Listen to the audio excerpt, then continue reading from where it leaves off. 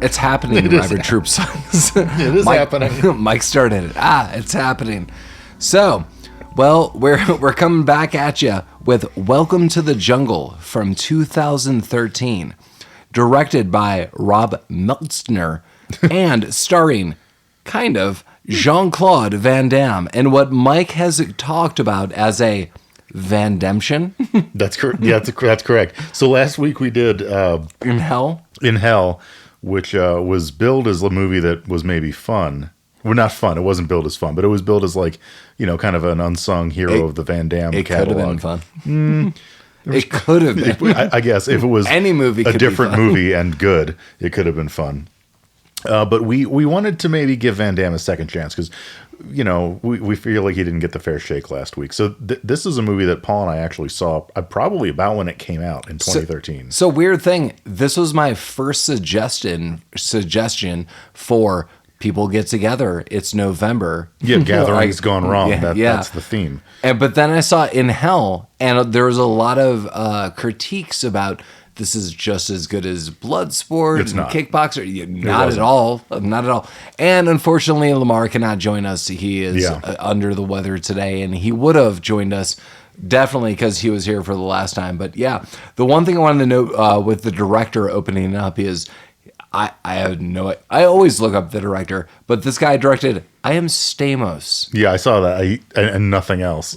Are you aware of this film? No, I was not until this moment. Are you looking up some premise of the film? I wasn't going to. Should I? Well, do you remember the premise of I Am Stamos? Is it about John Stamos? It kind of is. Is it like being John Malkovich, but with John Stamos? And now I'm looking it up. Yeah. So you got to get us through this. I don't know what to say about that. I didn't recognize the director's name. I mean, it's a short. Yeah. A dark comedy about a character actor whose wish to become a leading man comes true when he magically begins to photograph as John Stamos, provoking the unholy wrath of Stamos. Oh, wow. Well, I'm just you say this is a short? Yeah, I'm just willing to watch that at any point in time. I'm just kind of disappointed I didn't know that information about this film or any of it. Well, based on the director's performance here, that short might not be great, but I think that's fine. I mean, maybe it's great because this is short. Okay. I mean, Welcome to the Jungle. If we condense this into a 30-minute short, this would be great. I was okay with this movie. I'm still overall okay with it, but there's some dead weight in this movie. I mean, this movie. I know I say this a lot. Someone who has listened to I think more of these episodes than I have made the observation that in the first, say, half of our episodes, I was more like, this movie sucked, but I liked it, and blah, blah, blah. And then recently it's this movie sucks. I hate all of you. I am apparently angry now. Is it Chris? It wasn't Chris. Who was it? Don't worry about who it was. What? Hashtag what? Hashtag who dat ninja. Houdini? Yes. But no, I mean, this movie is stupid and probably less well crafted than the movie that we watched last week, but I had more fun with it. I realize now, maybe because of what's happening in the world, or maybe just my preferences, I don't like stressful entertainment. Movies that are really heavy and we tried not to joke about it. I mean, I guess I tried not to joke about it last week because I don't think it's funny, but there was a lot of rape in the movie that we watched last week, and none of that is fun for me. This is not interesting for me to watch. I think as Mike and I, before we recorded, we noted Lamar probably liked the movie last week more than any of us. Yeah. I disagreed with Mike on areas, but I definitely agree with what he's saying now. But we were all under the impression this was more tournament fighting. There was even within prisons, this was a throwback to Jean-Claude Van Damme in his glory years.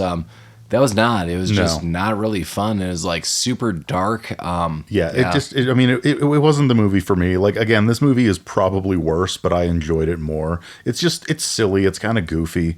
If there is a Van Damme movie where Van Damme does less fighting than In Hell, it is this movie, because he spends the entire movie pretty much incapacitated. But yeah, I mean, we saw this probably when it came out. I didn't remember anything about it when you mentioned it, but I remember enjoying it, and I still enjoyed it. And if you've ever seen Drunk History, half of the cast of Drunk History is in this movie. Oh, yeah. As well as many people that you've seen from many things. Yeah, two things to note here. One, clearly off air. I have to know who thinks you're the mean person. So off air. I'll tell you off air. Duh. Yeah. That would just be cruel. Take that, listeners. And two, the actual lead of this film, Adam Brody, I actually really like this actor. I've noted this actually for quite some time. He looked really familiar, but I don't know what I know him from. I thought for most of the movie that he was the nerdy sidekick from National Treasure, but he's not. That was someone else. I could totally see that. Yeah. So Adam Brody is best notable, I think, origins wise, as OC, Orange County, the TV show that I watched part of, and I clearly understand you probably did not. And no, I could hum you the theme song, but I couldn't tell you anything about that. Jason Schwartzman style, isn't it? Phantom Planet. That is. Yeah. Yeah. But I think I only know it because of like parodies from like this. Totally. Yeah, or whatever. He is in. I had two things. He was in Shazam. Yes, I was going to say that. That was the other thing I was going for. He is kind of side character in Shazam, and like the adult of one of the kids at the end. I'm guessing. And it seems very clear that will become more apparent in another like version of that movie or a sequel to that film. But he is also in The Kid, which is an indie film that came out 1 or 2 years ago, where basically he's a kid detective that makes it famous, and now he's an adult, and people think he's an embarrassment.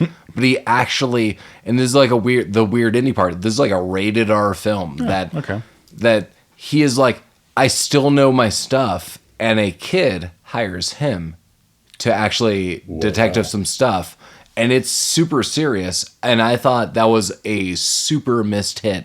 I would gladly go on with this. He also was in Single Parents and I can't remember his wife's name, who is actually the lead of Single Parents.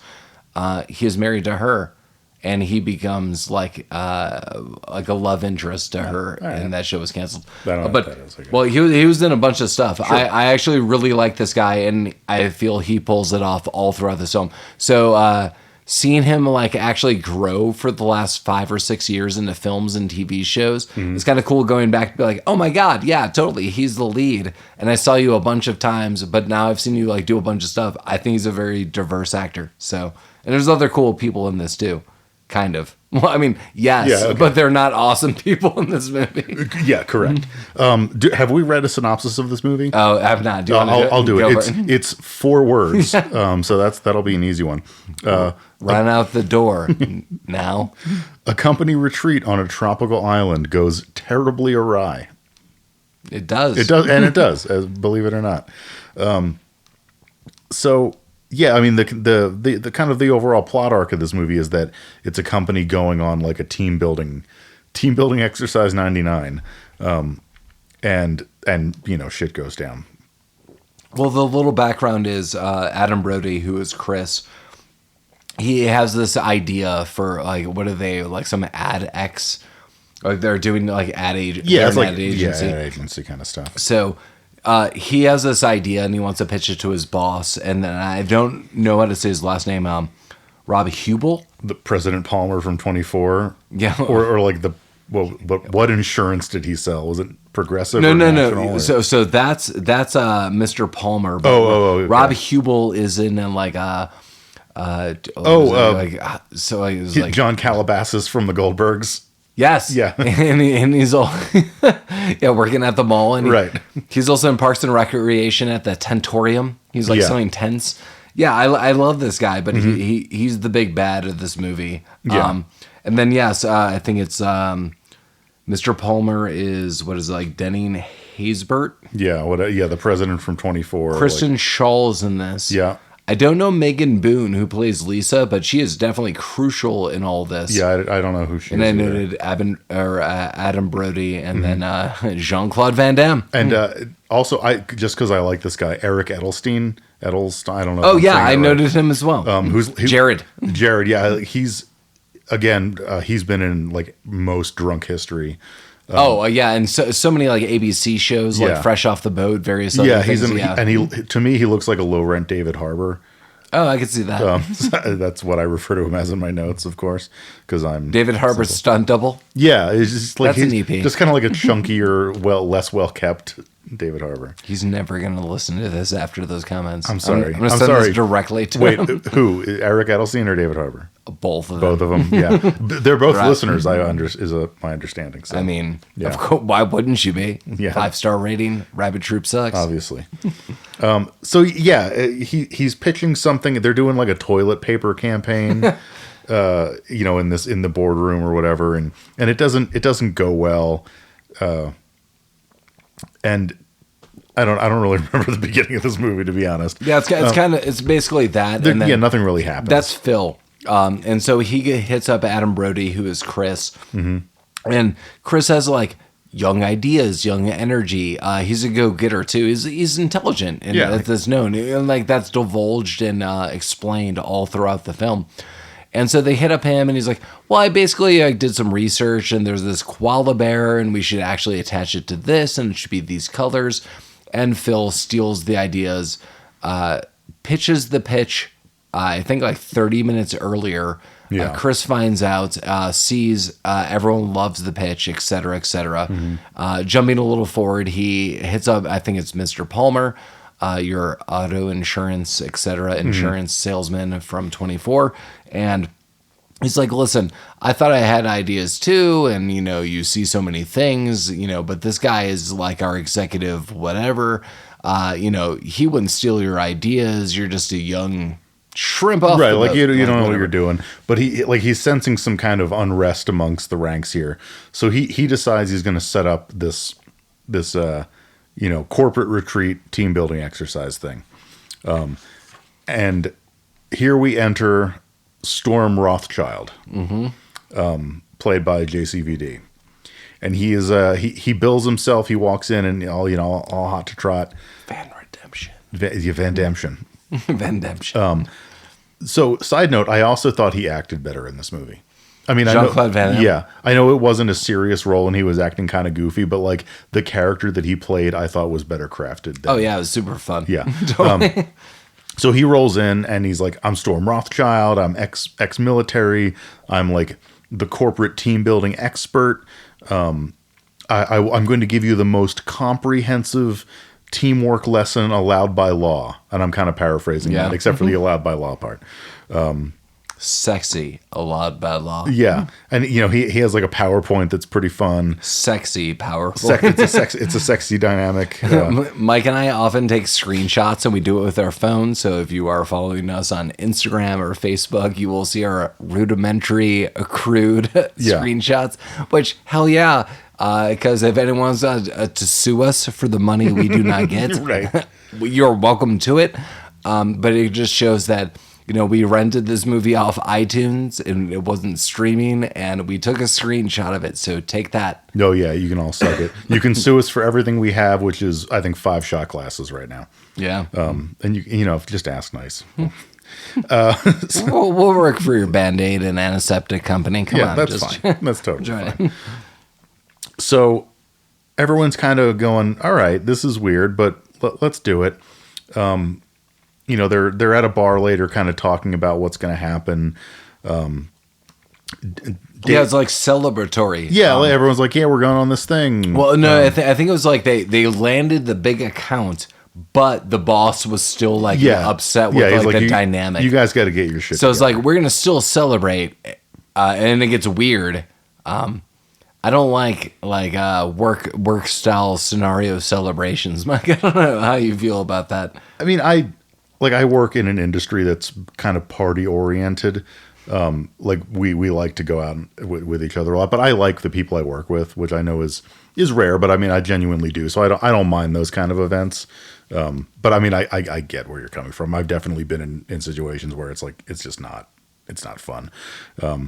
But these people seem to, for the most part, kind of get along. Yeah, totally. What's the main character's name? Dylan? Chris. Dylan. He looks like a Dylan. Chris and Eric Edelstein are kind of like like BFFs. I think Beths. Like what I gathered was that like the Eric Edelstein was the what was his character's name? Do we know? Does it matter? Jared. Jared. Yeah, that him and Jared are like Jared's like the IT guy, maybe. Yeah, totally. Oh no, he definitely is. Yeah.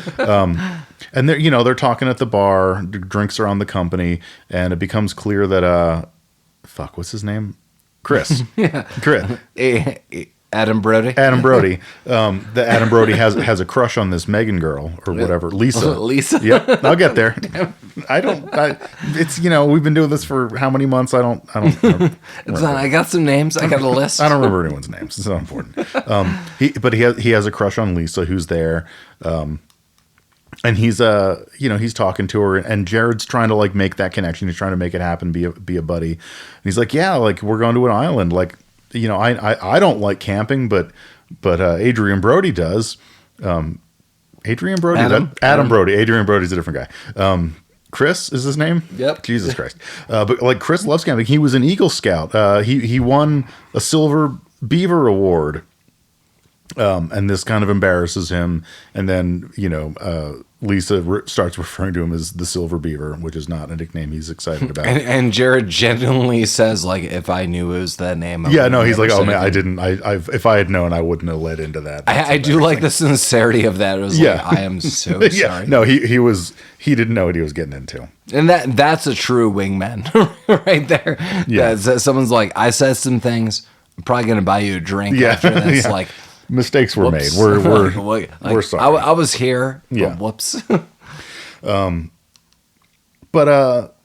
yeah. So now we're going on the retreat. They're going to the airport, and it's like they're heading out to a cargo plane. Like they're walking across, like out of an airplane hangar. I was thinking about my wife in this.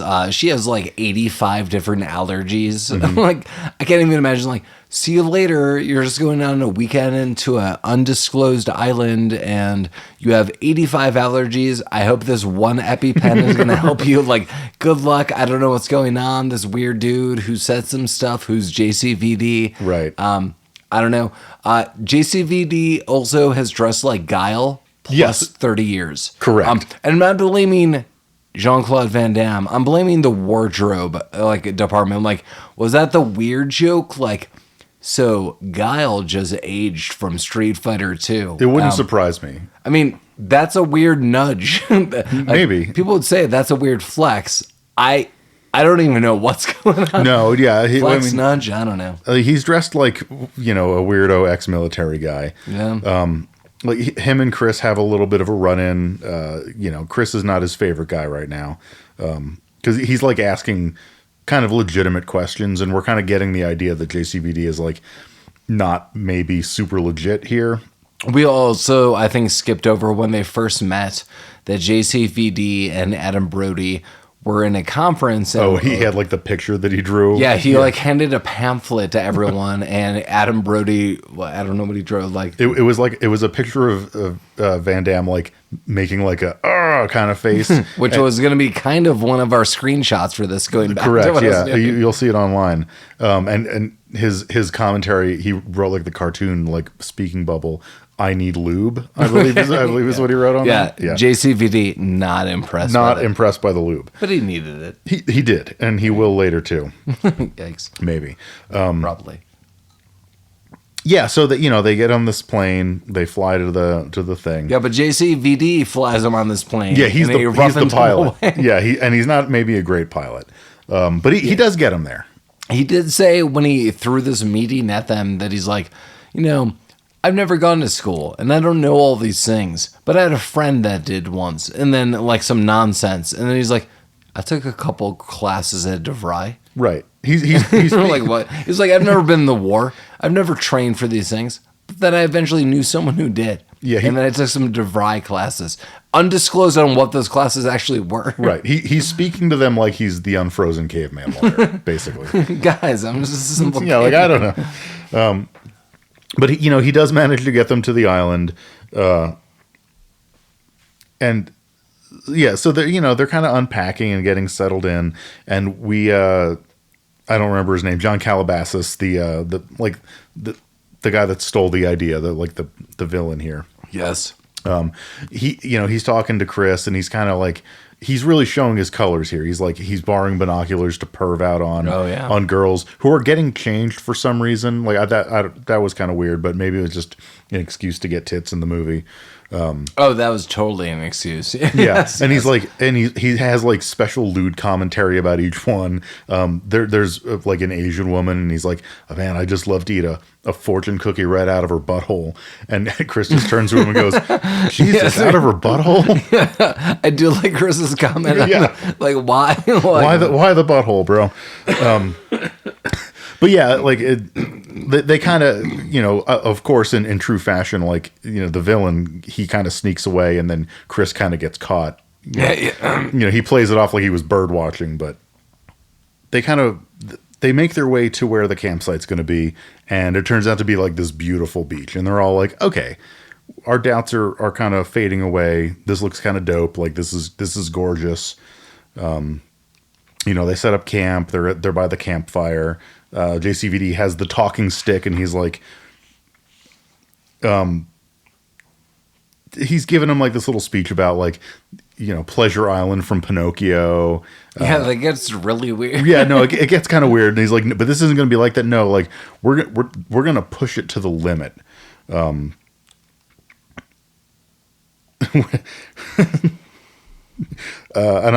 note here is, scream like I am squeezing into your balls, which I believe is something he says multiple times, but I don't remember why. Yeah, you should keep going through that. Okay. But yeah, I think that was just part of his pep talk. Oh no! It's Adam Brody. This is the next morning when he's making everyone scream like an animal. Yeah, it's part of the activity. Okay. You go to the beach, you scream, you let it out, like primordial self out, like hurrah! Like I am squeezing into your balls. But he only says that. He only says that to Adam Brody. Yeah. So the first challenge is kind of like a blindfolded rope, like 2-man race, like where the people have their legs tied together. But they are both. Yeah, but both of them are blindfolded. And while everyone's blindfolded, JCVD whips out like a boombox that's playing tiger sounds. Yeah, it is like comically like an 80s boombox. No, it's like this giant tiger boombox. And it's like... Also, Tiger Boombox band name. Damn right. Yeah. And product title. Right. So people are like, oh God, it's a tiger. But then someone's like, no, it's not a real tiger. Oh, it's Adam Brody. Adam Brody says it's not a real tiger. Who pisses JCVD off again. Every step of the way, he's pissing him off. Yeah, it's not a tiger. But then he starts to like detonating. He has like landmines or something. Yeah. There's explosions. People are kind of freaking out. But they get through it. I don't know who the winner was. I don't think we saw. But then now, like, cut to a later scene, we have Adam Brody just taking a whiz after the event, and he realizes that he's peeing on a person. Yep. Who turns out to be a dead person. Oh yeah. This person was one of their party, I would assume. Yep. But like not a named character that anyone cares about. Yep. So they're all kind of in a group, like freaking out, like, oh my God, like who's this dead guy? Well, they know who the dead guy is, but like what happened? And JCVD's like in front trying to lead the pack and calm everyone down, and he just out of the blue gets attacked by a tiger. Yep, one of the best scenes of the film. Yeah, and he's trying to like talk to the tiger, comment like noble jungle creature. I mean you no harm. Let's bring this back. Okay. So just imagine someone, a human. Yeah. some human in front of you, probably with authority, maybe your boss, maybe the person that your boss just hired to babysit over you, which is more the situation. They're standing there talking to you, and all of a sudden they're delivering a speech, and you kind of relate to it a bit. But then just imagine a tiger attacks that person. Straight up a tiger. And this is not an act. A tiger has attacked the person in front of you. Right. And that's the brilliance of this film. Like he fights it off for a little while, but then it comes back and it attacks him again. Yeah, he's telling people, like, stab it in the ear. No, he's like grabbing it by the throat. He's grabbing it by the throat, and what he's yelling at everyone is, "Help me! Stick your finger in its anus." That's what I thought it was the ear. No. Stick your finger in its anus. Which I didn't. Obviously, we all know if you with a shark attack, you punch it in the nose. With a tiger, apparently you stick your finger in its anus. I like that you're like, as you all know. and I did. Then you said what you said about the shark, and I was like, I've seen things. That's like I thought you were really leading to the anus poke. We learned something today. Like when you do see a tiger, the anus poke is the best, and you're like, yeah. Like you knew that, right? Add it to your list of survival criteria. Shark, nose punch, bear, play dead, or make yourself big, one or the other. Tiger, finger in the ass. Rapid Troop Sucks is taking applications if you want to be on its wilderness training. Yeah. You'll get a badge. You'll get a certificate. Are we going to do like a team building, you and I, with... Oh, we're not going to be there. With JCVD I'm not associating my name with this. I have no legal ties with this. I would 100% go to this. Oh, I would go to it. Yeah. But I would not associate myself. Okay. We'll give you a different name, I guess. Rico 2. Rico 2, yeah. Rico Jr. Yeah, that's you. That's a good name. I like this.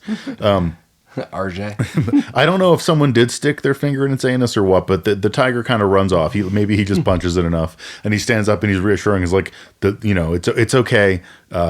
It won't come back.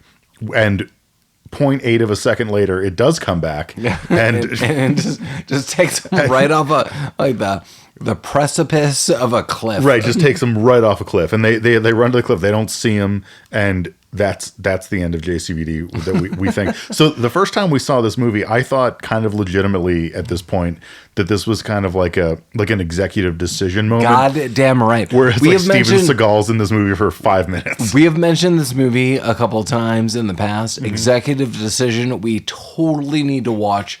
Chris, yes, definitely, absolutely. Chris, Yumi, Lamar. That is the quadrant. Is that the qua? The quadrant? Are we all Jan Michael Vincent's? Yes. Okay. That's when you summon every Jan Michael Vincent to critique a film. But yeah, the quas. Yes. Yeah. Yes. Yeah, so we thought, like, you think he's dead. You think he's not coming back. And honestly, we're okay with decision. Yes. It's John Leguizamo's best movie. Yeah. No, it's one of his three. Executive Decision is not one of the best movies of anyone in Executive Decision. Correct. But damn, did it mislead you? Mm-hmm. This film. We were there for the Seagal, and then... Yeah, you thought this was a JCVD film? Boom, not anymore. Now sort of. Yeah, sort of. It's a Kristen Schaal movie now. You thought not at all? No. Psych. Yeah. Sort of. So everyone's like, oh, fuck, our guide's gone. We don't know how to get off this island. No one can fly this plane.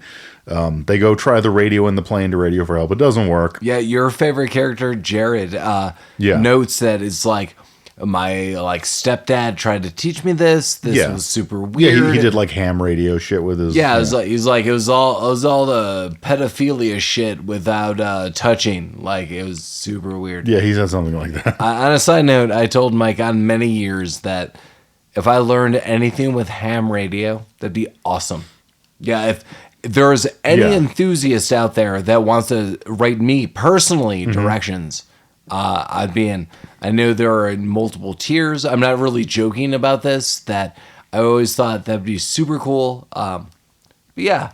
You could put up a radio tower in your backyard? Kind of. Yeah. It seems fun. Like, if I could build it, like literally if I could build it, that'd be super cool. It would be. One of my neighbors is a ham radio guy. You told me this. Yeah, he's got a tower in his backyard. Like, I've never talked to him. Yeah. I'd want to be like a pen pal with someone. Like, you're in Australia, you're in Japan. So if any hammies are out there listening to this over the air, not on a podcast somehow, I don't know how we would have been broadcast out of the internet into the airwaves, but if that's a thing and you're listening, get in contact with Paul. He'd like to learn how to be a hammy, which is what they call themselves. Really? Yeah, why not? Okay. All hamming it up. on the airwaves. Also, Mike, let's just digress. Yeah. I mean, this movie doesn't have much more. No, it doesn't. This movie is a Lord of the Flies metaphor every which way. Yeah. These are most of my notes. William Golding, hey, Lord of the Flies, one of my brother and I's favorite books. Fantastic. We got to get to it in Denver film. Somewhere in okay, this. yeah. You said this. I think you said this last time. No, every time you're like, let's do more Denver movies. Like, we say that every time. On-air production meeting. What do you want to do? What do you think? What do you think we should do? I don't know. I'm like stressing to find a movie from Denver that I think either doesn't suck or would be fun to talk about. Well, doesn't suck is a problem. Yeah, it does. It does. It does is problem. Sometimes I have a way with words. Other times not have a way. Yeah, I mean, like the third Three Ninjas movie takes place in Elitch Gardens, but that movie clearly sucks and also has Hulk Hogan in it. But I'm willing to watch it and talk about it, but it's not going to be good. What was the movie that had allusions to Denver that had... Oh, Cold Pursuit? Is that what you're thinking? No, I don't want to do Cold Pursuit. Chris, help us out. I just don't think that would be a fun movie to talk about. I mean, I agree. Every single. How about this? Yes, we should do that film in the canon of Rabbit Troop Sucks, but I agree with you. That should not be our Denver film. I don't want to do that movie. That movie. I mean, I enjoyed watching it, but I don't need to see it again. Yeah. Literally every person that I talk to about this podcast says, "Oh, you know, things to do in Denver when you're dead," because it has Denver in the title. Wow. And people are simple, creative. Yeah, no, way to go. Also, like I've seen that movie once. I don't remember liking it. I don't know. I don't want to watch it again. I mean, I would be willing to on maybe a date, a time. You and I on a date. Okay. Yeah. No, I see. Yeah.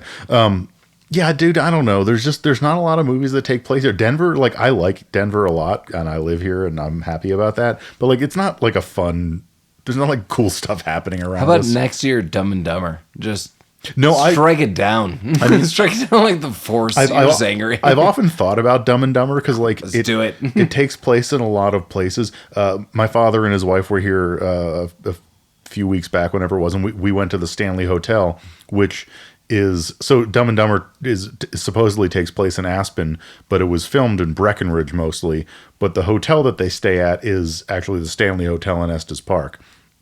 And the picture, when he says, they would put a man on a moon, what a time to be alive, or whatever, like that's an actual picture that's on the wall in the bar in the Stanley Hotel. And that blew my father's mind when I told him that. That was told to us on a tour. Yeah. The ghost tour, probably.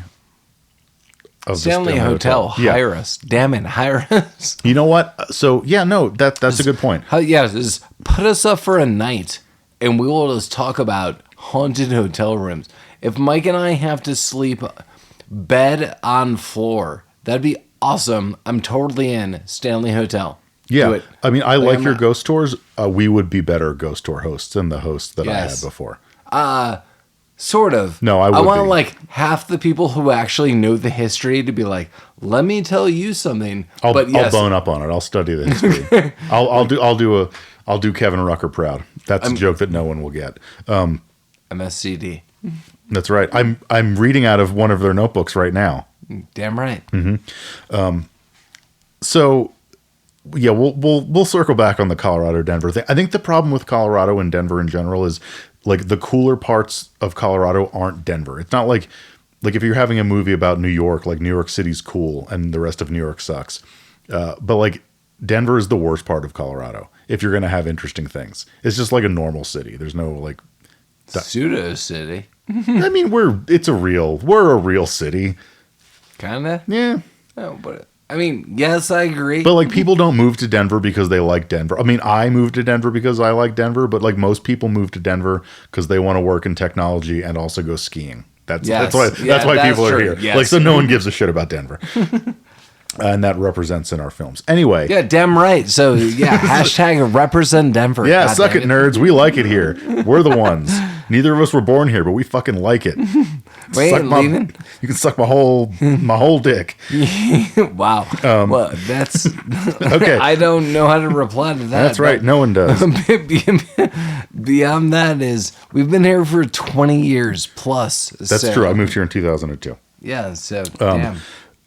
Yeah, goddamn right. My girlfriend was born here, so Tash that. Yeah, no, exactly. I claim native status. That I'm not going to get the sticker for my Subaru that they issue you when you move here. Can? Yeah.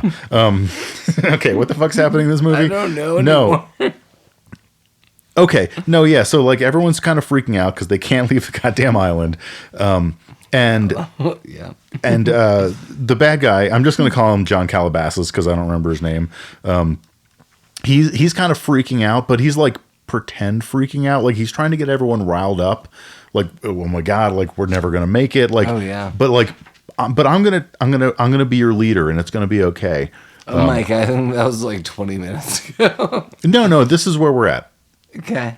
No, trust me. My notes are sound here. And while he's giving his fucking speech, Kristen Schaal, who I don't know if we've talked about yet, the ex-girlfriend of Jared, she gets bitten by a snake, and she freaks out. And John Calabasas is like, "Fuck it, we got to cut your leg off because that's the only way." And now Chris rolls up. He's like, "No, you dumb piece of shit. That wasn't a poisonous snake. Everything's fine. I used to be an Eagle Scout. Don't pee on it," because he really wants to pee on it. Calabasas wants to pee on that leg real bad. A lot of people want to pee everyone's on a lot of things. like, let's pee on this shit. It's a pee party. But he's like, you know what? I'm good at this outdoor stuff. I'm kind of a nerd. You guys can listen to me. And everyone's like, yes, Chris, this is great. You're in charge now. John Calabasas is out. Help us survive this. And now we have a survival montage. And they're like gathering nuts, and they're doing a lot of nuts. They're doing laundry for some reason. They've been here for 3 hours. They're doing laundry already. But whatever. They're preparing for the haul. John Calabasas is pissed. He's like, why are you guys following this guy? We're going to starve to death. He's like, we have enough nuts to live forever. He's like, I hate nuts. I don't like nuts. Yeah, he is. I don't remember why, but I inserted in my notes that he is very against nuts. I mean, maybe he's allergic. Maybe. He doesn't say it. Also, I think they were walnuts they were harvesting. Yeah. Was that native to wherever they were? Do we know where they were? No. There was a tiger, so Asia, I guess? Maybe. Yeah. A tiger in Africa? Fake Hawaii. It was fake Hawaii.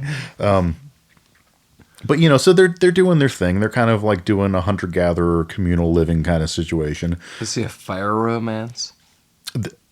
There was a little bit of a fire romance.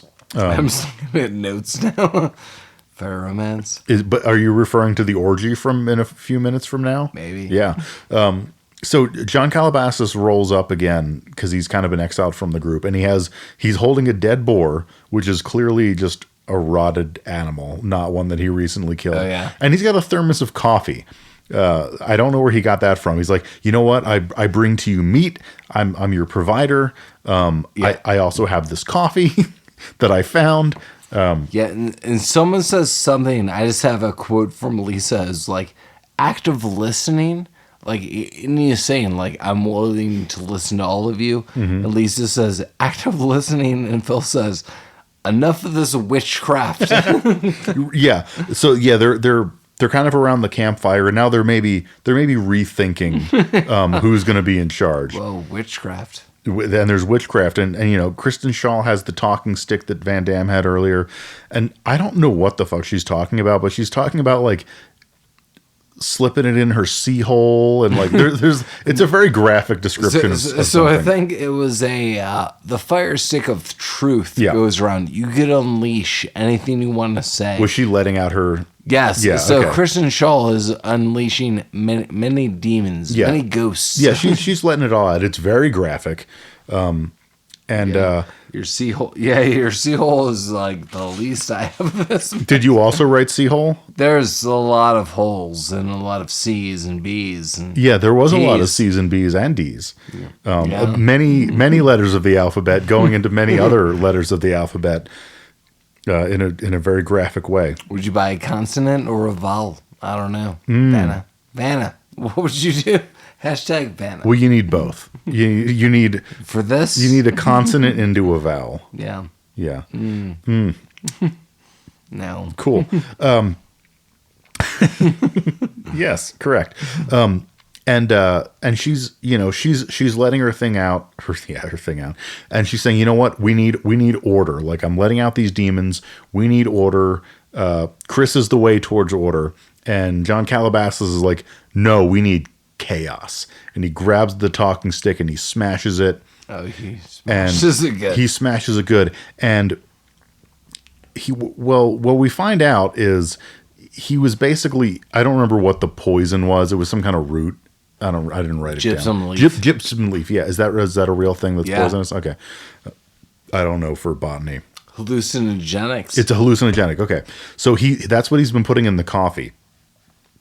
And everyone is just tripping balls.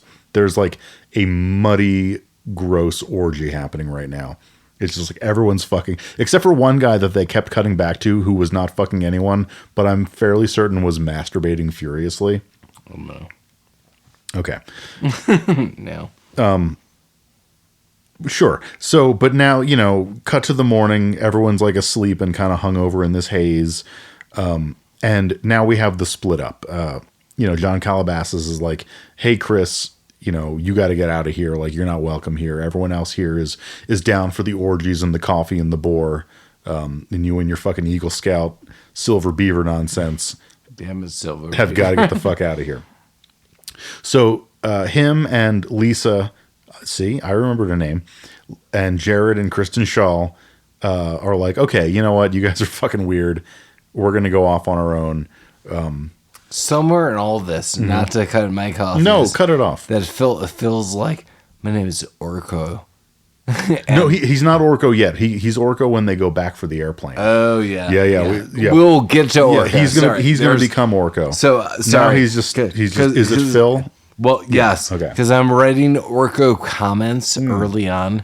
Like, there's gonna be something said that's like, you led me all the way. 80s, whatever.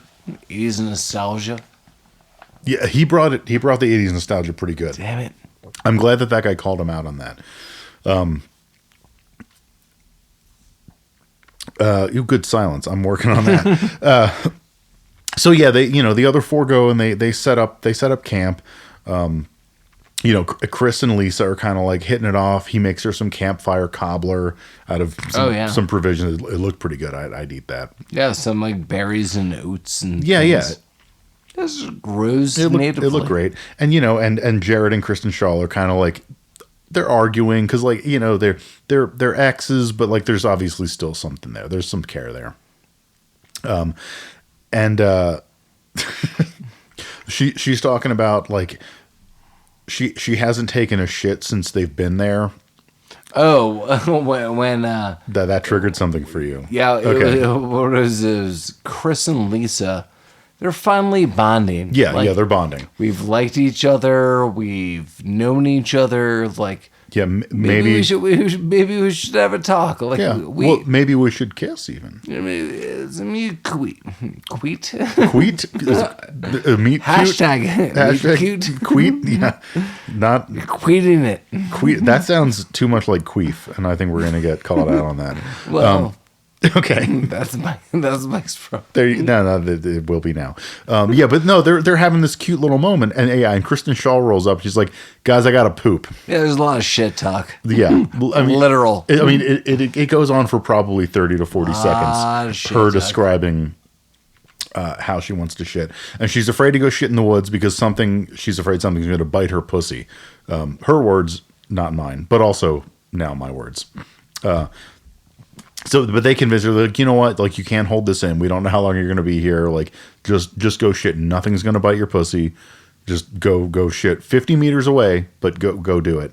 And then, you know, they go back to their queet. The queet. The queet. But then we hear her scream, and Jared peeks out of his tent. He's like, "That's not her poo scream." Oh yeah. And they rush off. It's a turn a page. It's not her poo scream. Not her poo scream. Turn the page. Turn the page. To days of our lives. But what do we have? we have Van Damme leaning against a tree, bleeding from the torso from his tire. There's numerous conversations about how long have you been here? Yeah, quite a while. Yeah. A long time. So Chris, a long time. He hates Chris, but loves Chris. And he has some Van damage, we see. Vandingo. Did we have that? Did you mention that on air last week? Yeah. About Vandingo? Unfortunately, I rethought to myself how it went wrong.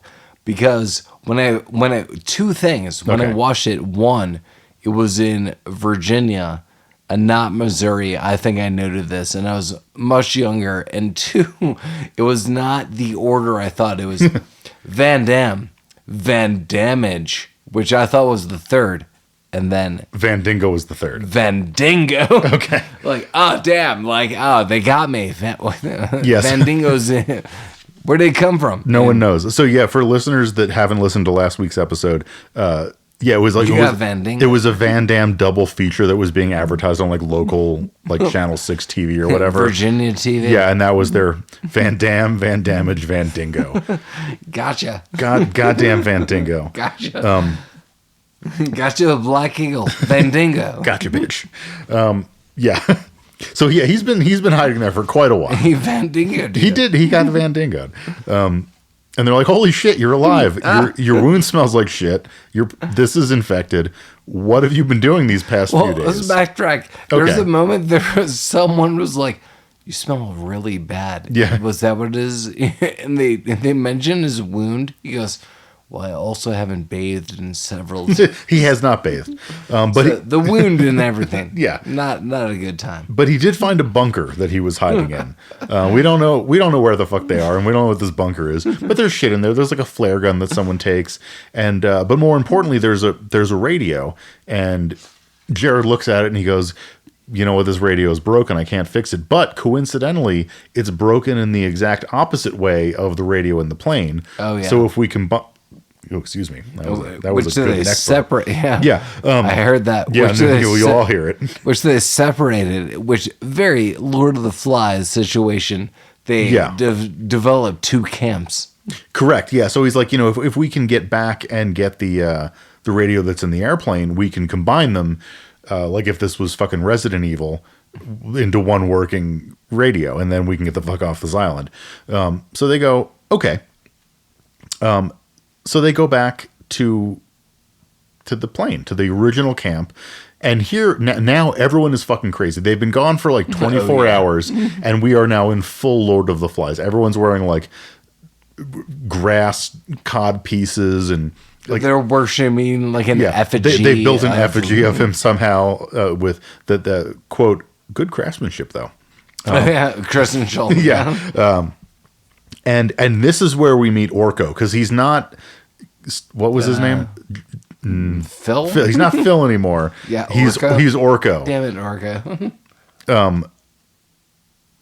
And then was it Chris that's like, isn't that the magician from He-Man? Yeah, he's like, it is, but I spell it with a C in mine, and he is kind of a C. But yeah, so everyone's fucking crazy. Orko's there. They're telling like the fairy tale of like when the great metal bird brought us here. It's like, guys, that was like 2 days ago. Like, you guys it was totally like 40. Yeah, you guys got to calm down. But they're all hopped up on the gypsum the gypsum whatever.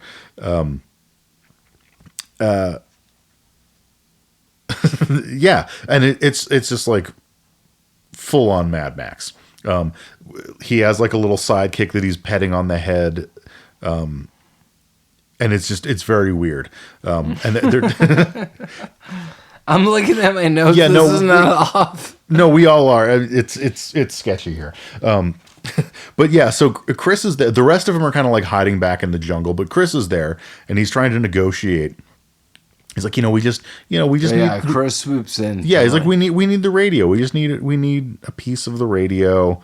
And he challenges Phil. This is noted before. Like, you want a do or do all situation. Like, you want you want to challenge the chief of this and Lord of the Rings style or Lord of the Flies style.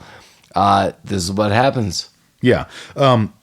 But so Chris is like, you know what? Fuck this. Like, if you're going to be a dick about it, like, I'm just going to go home back to my bunker.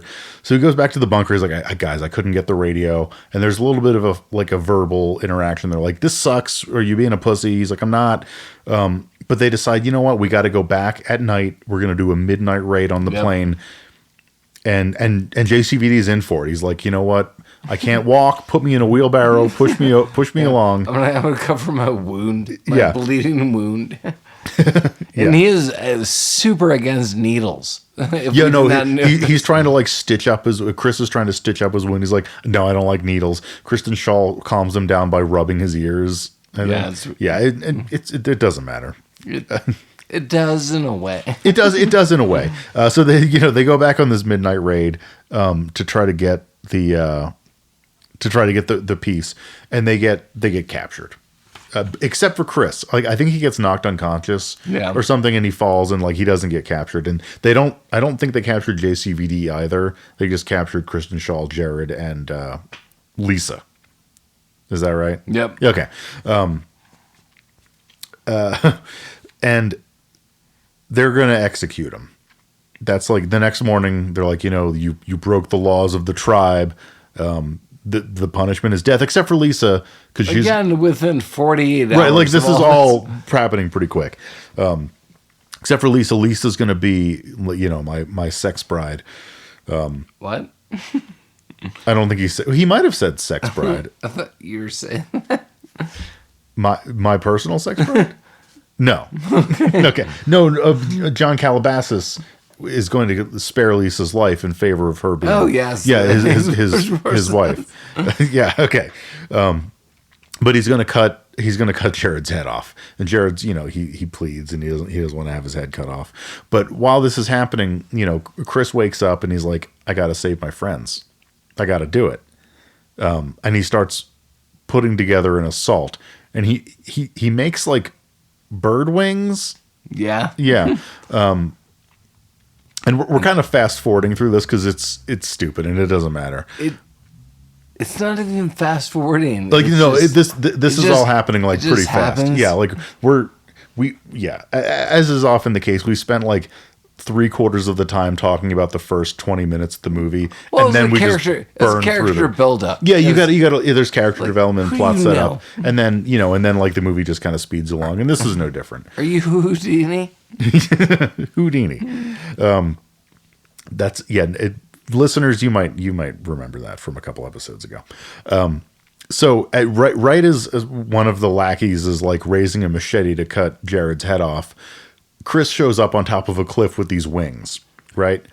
And he like, and he's like, he bird calls it, and I don't know if he did that or not, but he and I was confused about this because like he jumps off the cliff and we only see it through like the blurry stoned eyes of he floats enough. Yeah, and it looks like he's just floating gracefully down. I don't know what actually happened. He floats enough. But he floats enough, and he gets down there, and he's like, behold, I have floated on wings. I am your true God. And he takes out, like, these, like, a flint and, like, a steel and flint, whatever you use to, like, the rocks to make fire. He's like, behold, I make fire from rocks. And he sets his wings on fire. I think accidentally, but maybe on purpose. But, like, everyone that's there, because they're stoned out of their fucking minds on hallucinogens, it looks like he's, like, this flaming angel god. And everyone's like, oh yeah, this is the guy. They like that guy. Yeah, they like this guy. They're thinking like maybe John Calabasas is not the fucking guy. And he's like, you know what? I am the guy, and I challenge you to a duel. Oh yeah. Yeah. So they go to they were going to go to the Pit of Destiny, and then someone's like, well, the Pit of Destiny's out of service. So, well, we'll do it in the Pit of Despair then. Whatever, just sweep it up. It was clear the Pit of Shame. Clear the Pit of Shame. Yeah, whatever it was. The Pit of Shame is just bullshit. It's fine. It's all the same pit, probably. Yeah, totally. Yeah. So they're down there, and they kind of scrap a little bit. The dude, Chris ends up winning. The fight isn't like, it's not like high energy or dynamic or anything. But he comes out, he's like, okay, I won. Let's get the fuck out of here. He gives a kiss to that person. He kisses the person, but then the person, Lisa. Lisa. but then John Calabasas comes back. Oh yeah, gotcha. And he gives him a gotcha bitch. But then, I don't know. I say that a lot. I think that's from the Chappelle Show. One of many things that no one knows what the fuck I'm talking about. Yeah, I need to create like a DVD of like movie quotes and TV quotes just to give to new people in my life so they know what the fuck I'm on about. You didn't gotcha? Yeah.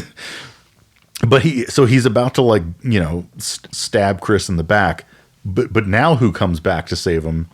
It's Van Damme. Van Damme gives him the Van Damage.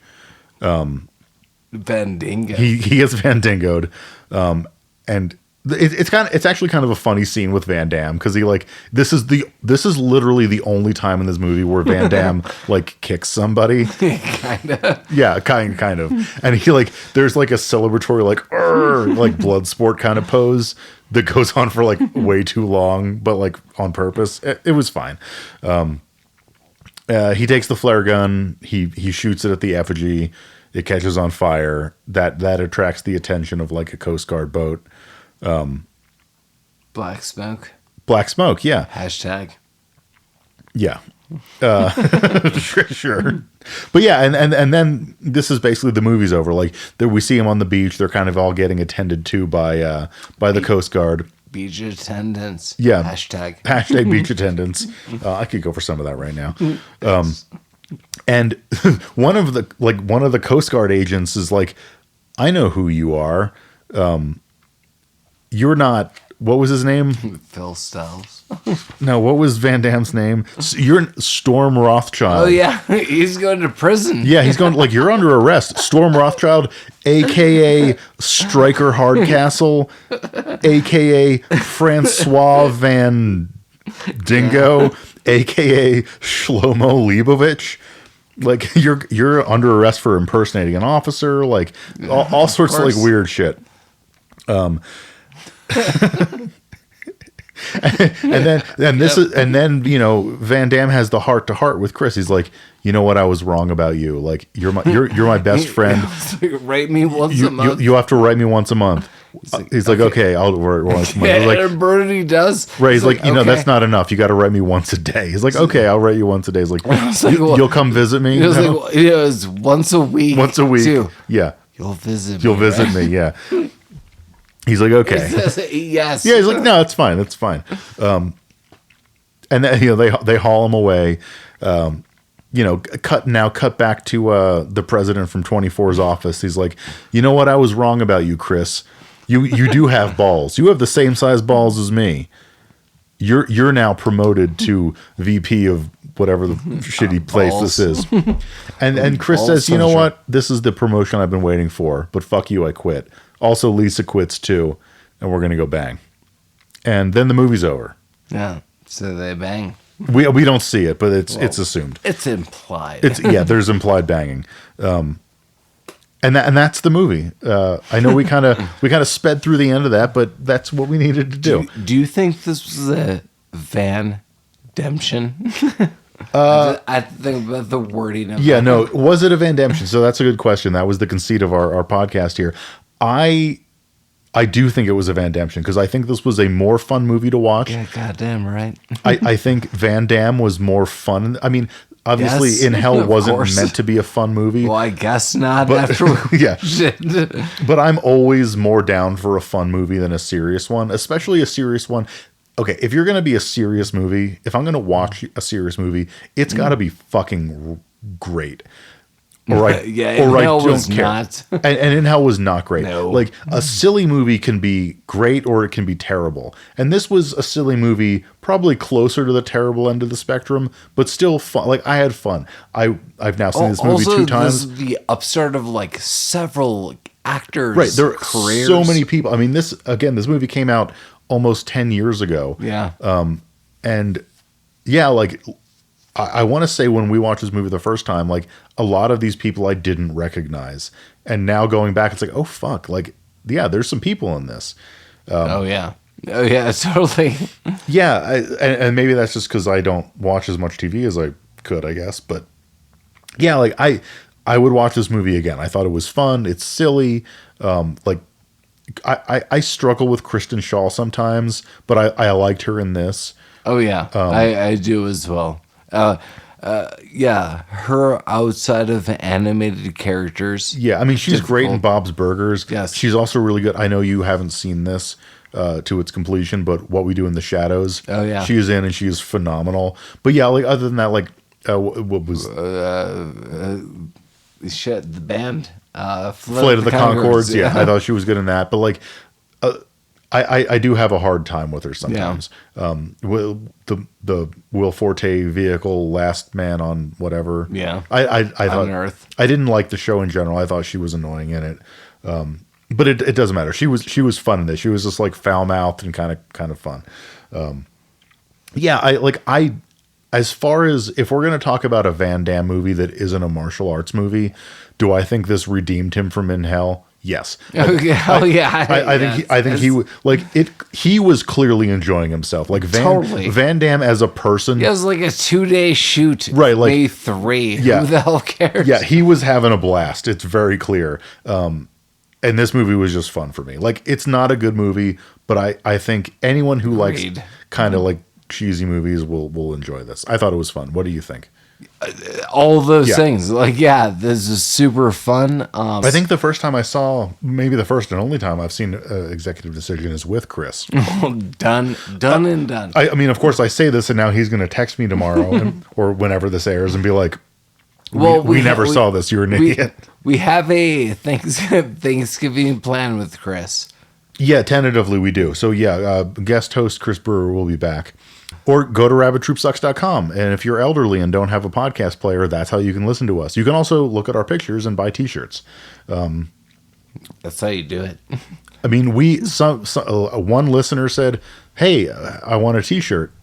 This is how you get it. You buy it from us. I don't think we get money for this. It's one of those online shops. So like you buy the t-shirt. We'll get 50 cents. Yeah. And they'll say, hey, someone bought a t-shirt. Here's a shiny nickel.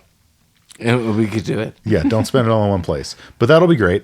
But yeah, so we're here in November now. We're getting ready for like some holiday stuff. We've got some stuff planned. Yeah, there will be the holiday episode. I've already started watching Son-in-Law.